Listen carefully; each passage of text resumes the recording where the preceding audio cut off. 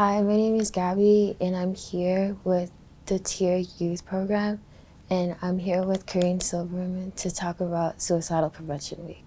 Hi. Can you please tell us about yourself and a little bit of work that you do as a therapist? Sure. So I've been working in the field of social work for over 20 years in many diverse areas. I have been a mental health counselor, a street outreach worker. I've worked at many shelters. I was director of counseling at a gender-based violence agency. I also teach social work. I am passionate about social justice, trauma-informed practice. I am also a therapist. I am queer. I have 2 kids, and I'm an activist as well. Why is it important to distinguish the difference between mental health and mental illness? It's hard to be a human in the world sometimes, and it's absolutely, completely normal to have days where we feel like crap. It's absolutely, completely normal to have days where we feel down about the world, where we feel down about ourselves. And so I want to just normalize and just say that it's okay to have hard days. It's okay to feel sad, angry about injustices in the world. Sometimes I think we go really quickly to blaming ourselves, pathologizing ourselves, thinking that something's wrong with us. And first and foremost, there are a lot of stressors that especially youth today are facing. So I don't want to discount having hard days and that it's okay to feel our feelings. The piece around mental illness is when we start to be in those states for days, months, years. And when we start to kind of be in those sticky places and they're not changing. And so to me, there's a difference between having ebbs and flows of life, feeling passionate or feeling upset about injustices around racism and homophobia and a lot of other things in the world. But when we start to have aspects of our personality change, when we start to be anxious all the time or blah or checked out all the time, then I definitely think that's not an ideal, pleasant, sustainable life, and that one should get support and help. What can mental health stigma sound or look like? This is a really big question, and I think it's really, really important that we do take a critical lens about the mental health complex. And I think sometimes people are really shamed for feeling really sad about the world. People are really shamed about feeling really angry about the world. And so sometimes stigma can look like you are feeling too much, you are feeling too little. And sometimes stigma is associated with oppression, with being queer, with so I think it's important to have a critical lens about what stigma is. And, you know, a lot of the questions that youth get asked when they first have an intake can feel really invasive, can feel like they've done something wrong. And I think sometimes stigma is when as a society, we don't really understand the broad range of emotions that people should and are allowed to have. And as someone that focuses mostly on trauma in my work, I think sometimes the lack of understanding of how trauma impacts our brains, our bodies, our communities really adds to stigma. That if someone got into a car accident, we would be very understanding that cars are triggers potentially for that person. But what if someone grew up with parents that were abusive and that person had to walk on eggshells. Well, then the trigger is actually potentially human beings, relationships, intimacy, and you can't avoid human beings, relationships out in the world. And so sometimes the stigma is associated with how we relate to each other. What are some warning signs to look out for if someone is suicidal? You know, every single person is different. But what I can say is that suicidal or big feelings and trauma, they are magnets to isolation and disconnection. So when people start to retreat, go inwards, not share, when people start to really disconnect from themselves, from community, from family, from support systems, to me, those are early warning signs.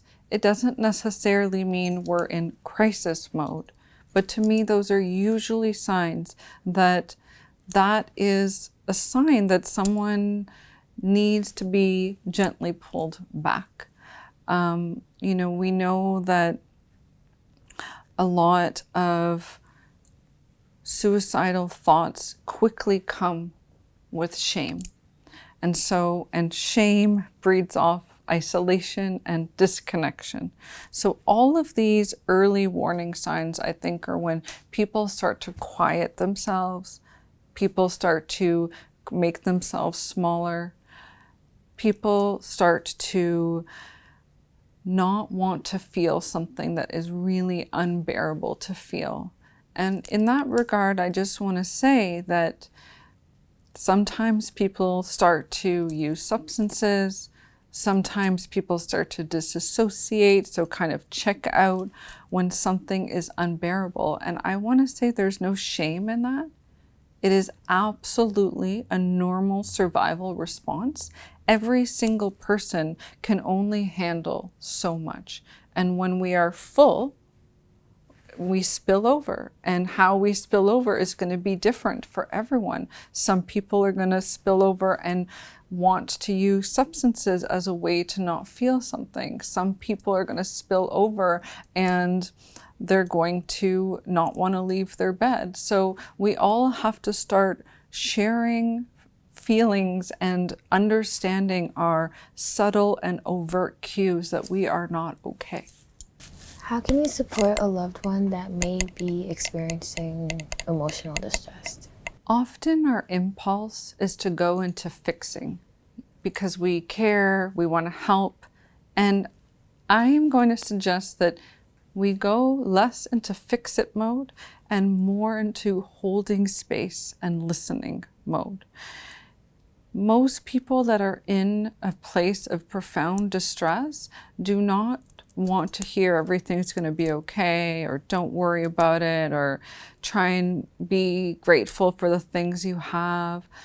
Most people need to have someone who is a really deep listener to say, I'm right here with you. I'm not going to judge you. What you're experiencing is totally normal. I'm going to continuously check on you.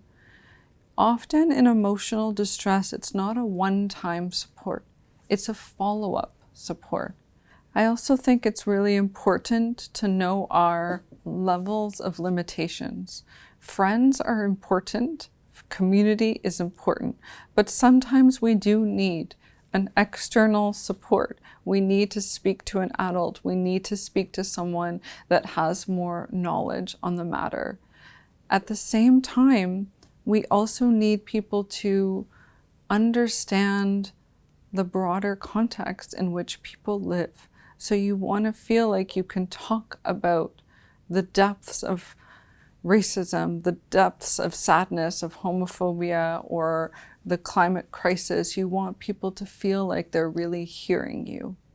I think it's also really important that if you are taking care and supporting someone in emotional distress, that you're also taking care of yourself, because our nervous systems can feel each other's nervous systems. If one person's really stressed out, you don't want to necessarily meet them at that high level of stress. And the last thing I'll say is sometimes we need to practice having really hard, possibly uncomfortable, possibly intense conversations. So sometimes we actually need to just be direct and say, do you want to harm yourself? Do you want to end your life? Do you have a plan? And keeping in mind that wanting to harm yourself and wanting to end your life is actually really different, and they require different kinds of support. What are some community support services that young folks may look for if they need someone to talk to? There is a really awesome, interesting resources called Suicide Intervention for Weirdos, Freaks, and Queers, I think something like that, that Tier will tag. And it's a resource that doesn't necessarily focus on the mainstream resources that are still really important and will be shared as well. But I think it's important to have other resources as well, including the LGBT youth hotline, which will also be tagged in this as well.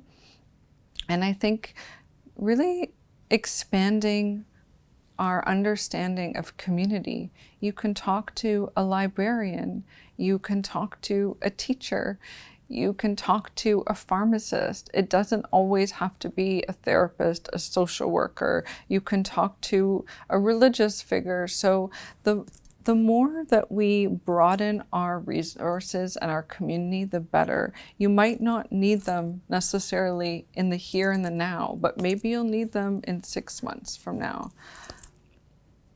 And then, I think it's really important to deepen your sense of community with the people around you. So maybe you have a code word, a password, when you are actually in deep crisis and you need people to surround you right then and there. So thinking creatively as well with your group of friends and only using that password when it's really meaningful and important.